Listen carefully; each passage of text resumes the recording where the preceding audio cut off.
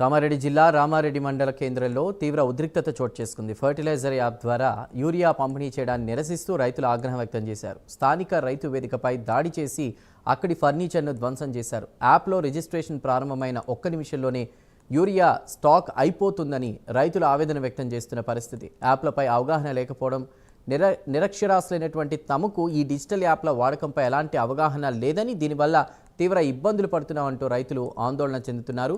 మాకు యాప్ ద్వారా వద్దు, ఎప్పటిలాగే స్థానిక షాపుల ద్వారానే నేరుగా యూరియా పంపిణీ చేయాలని డిమాండ్ చేస్తున్నారు.